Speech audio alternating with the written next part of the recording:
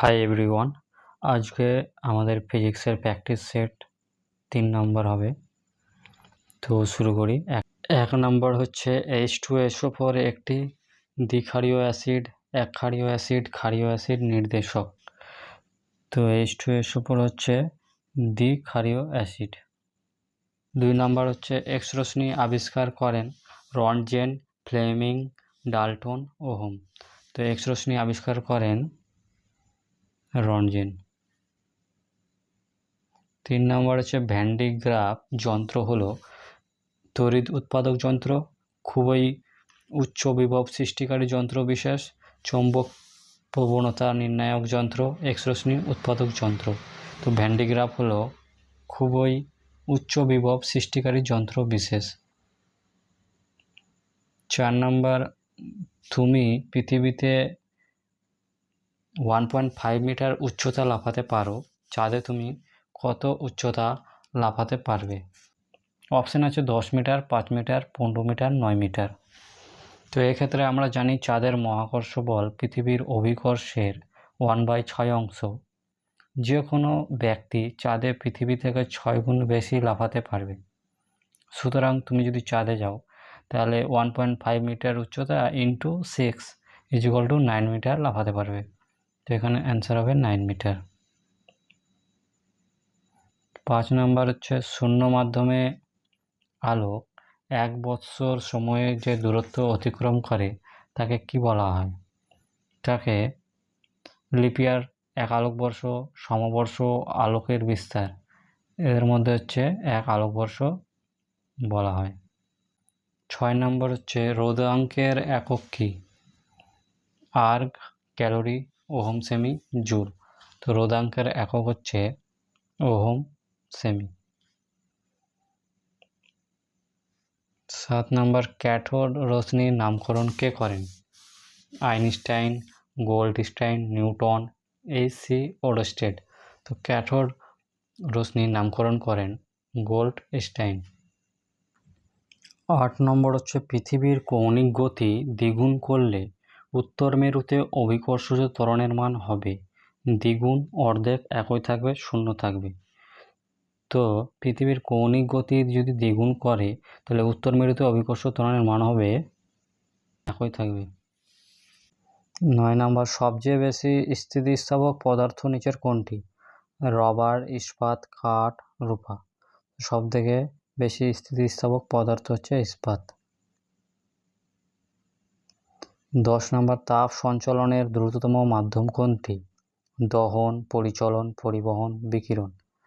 তো এদের মধ্যে উত্তর হবে বিকিরণ। তাপ সঞ্চালনের দ্রুততম মাধ্যম হচ্ছে বিকিরণ। একটি ট্রেনের বেগ কোনো নির্দিষ্ট দিকে 1 মিনিটে ঘন্টায় 30 কিলোমিটার থেকে 60 কিলোমিটার পর্যন্ত বৃদ্ধি পায়, তবে ট্রেনটি ওই সময়ে সমত্বরণে চললে তার ত্বরণ কত হবে? 0.139 metre per second square, 0.178 metre per second square, 0.1379 metre per second square, 7.849 metre per second square. এক্ষেত্রে উত্তর হবে 0.139 মিটার পার সেকেন্ড স্কোয়ার। তো কী করে আসলে একটু বলে দিই। ট্রেনটির প্রাথমিক বেগ ইউ এখানে বলে দেওয়া আছে 30 কিলোমিটার পার ঘন্টা। তাহলে এটাকে আমাদের মিটার পার সেকেন্ডে অ্যান্সার যেহেতু আছে তাহলে মিটার পার সেকেন্ডে করে নিয়ে যেতে হবে। তাহলে 30 ইন্টু 1000 বাই 60 ইন্টু 60 করলে হবে 8.33 মিটার পার সেকেন্ড স্কোয়ার। তো এখানে ট্রেনের অন্তিম বেগ, তাহলে প্রাথমিক বেগ বের হলো ইউ = 8.33 মিটার পার সেকেন্ড। হ্যাঁ, ইউ = 8.33 মিটার পার সেকেন্ড। আর ট্রেনের অন্তিম বেগ ভি বলে দেওয়া আছে, বলে দেওয়া আছে 60 কিমি পার ঘন্টা। এটাকেও যদি মিটার পার সেকেন্ডে করলে হবে 16.66 মিটার পার সেকেন্ড। তো টি এখানে 1 মিনিট বলা আছে, এটাকেও সেকেন্ডে করতে হবে, তাহলে 60 সেকেন্ড হবে। আর সূত্রটা আমরা কি জানি? V = u plus f t. F t. হ্যাঁ, তো এখানে মানটা বসিয়ে দিলে কি হবে, 1.1666 equal to 8.33 plus f into 60।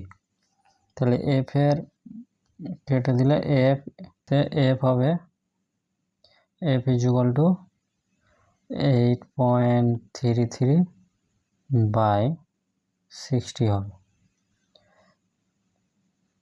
তো অ্যান্সার হবে f equal to 0.139 metre per second square.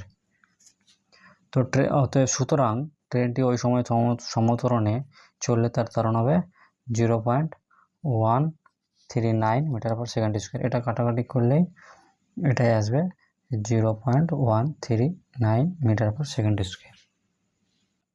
মোট কথা এখানে ফর্মুলাটা লাগবে v equal to u plus f t. এই ফর্মুলাটা ইউজ করতে হবে। দেখি 12 নম্বর, কোনো বস্তুর তাপমাত্রা 35 ডিগ্রি সেলসিয়াস হলে বস্তুটির তাপমাত্রা ফারেনহাইট স্কেলে প্রকাশ করো। তাহলে এটাও একটা আমরা জানি formula, C/5 equal to F minus 32/9। তো এখানে যদি বসিয়ে দিই তাহলে অ্যান্সার হবে 95।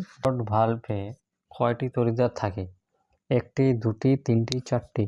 তো ডায়োড ভালভে 2টি তড়িৎদ্বার থাকে। 14 নম্বর, এক্স রশ্মির তরঙ্গদৈর্ঘ্য অপেক্ষা গামা রশ্মির তরঙ্গদৈর্ঘ্য বেশি, কম, একই কোনটি নয়? তো এক্স রশ্মির তরঙ্গদৈর্ঘ্য অপেক্ষা গামা রশ্মির তরঙ্গদৈর্ঘ্য কম। 15 নম্বর, ফারেনহাইট স্কেলে 100 ডিগ্রি সেলসিয়াস তাপমাত্রায় পাঠ কত হবে?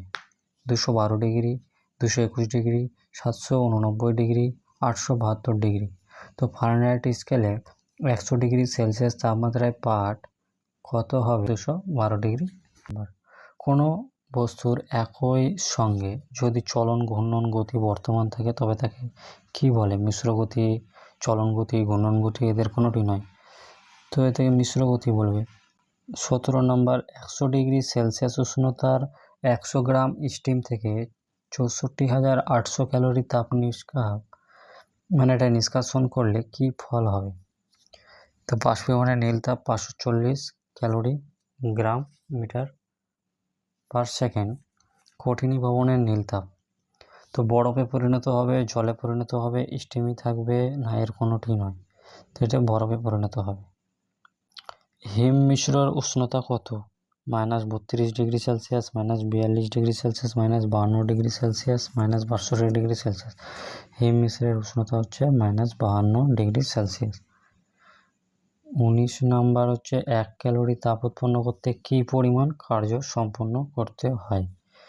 1 ক্যালোরি তাপ উৎপন্ন করতে 4.2 জুল, 4.4 জুল, 3.2 জুল, 5.2 জুল। তো 1 ক্যালোরি তাপ উৎপন্ন করতে 4.2 জুল কার্য সম্পন্ন করতে হয়। লাল আলোতে সবুজ পাতা রাখলে কি রঙের হবে? সাদা, কালো, সবুজ, লাল। লাল আলোতে সবুজ পাতা রাখলে কালো রং হবে। আজকে এই 20টি কোশ্চেনই ছিল। ভালো লাগলে লাইক অ্যান্ড সাবস্ক্রাইব করিও। Thank you.